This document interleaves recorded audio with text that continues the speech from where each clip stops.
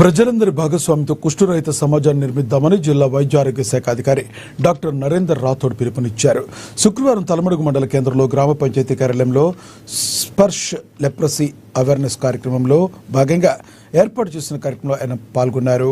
మహాత్మా గాంధీ వర్ధంతిని పురస్కరించుకున్న చిత్రపటానికి కుష్టు వ్యాధి కారక క్రిమిని కనుగొన్న శాస్త్రవేత్త డాక్టర్ హ్యాన్సన్ చిత్రపటానికి సైతం పూలమాలలు వేసి ఘనమైన నివాళులు అర్పించారు.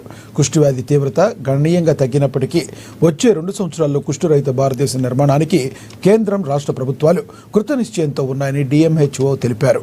ప్రతి ఏడాది జనవరి 30వ తేదీ నుండి ఫిబ్రవరి 13వ తేదీ వరకు కుష్టు నివారణ పక్షోత్సవాలు నిర్వహిస్తున్నామని తెలిపారు. శరీరంపై పాలిపోయిన రాగి రంగు గల మొద్దుబారిన మచ్చలు, కాళ్ళు చేతుల తిమ్మిర్లు వంటి లక్షణాలున్న వారు సమీపంలోని ఆరోగ్య కేంద్రాల్లో సంప్రదించాలన్నారు. MTDతో కుష్టు వ్యాధి పూర్తిగా నయం అవుతుందని తెలిపారు. అన్ని ప్రభుత్వ ఆసుపత్రుల్లో ఈ వ్యాధికి ఉచితంగా చికిత్స అందజేయనున్నట్లుగా తెలియజేశారు. ప్రాథమిక దశల్లో గుర్తించి చికిత్స తీసుకుంటే ఎలాంటి అంగవైకల్యం కలగదని తెలిపారు.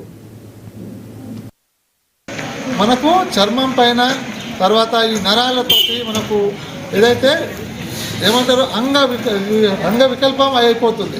సో డిఫార్మిటీస్ వచ్చేస్తుంది. సో ఒకసారి వచ్చిందంటే దానికి ట్రీట్మెంట్ అనేది లేదు అప్పుడు. అందుకని ప్రతి ఒక్కరూ దీని మీద ఇది ఏ విధంగా మీకు ఇది ఏమంటారంటే సమాజంలో ఇది ఏదో శాపం వల్ల వచ్చింది, పూర్వకాలం ఏదైనా పాపం చేయడం వల్ల వచ్చిందని అనుకుంటారు. లేకుంటే ఇదేమో వంశపారంపర్యం వచ్చిందని అంటారు. ఇది వంశపారంపర్యం వచ్చింది కాదు, శాపంతో వచ్చింది కాదు, అది బ్యాక్టీరియాతో వస్తుంది.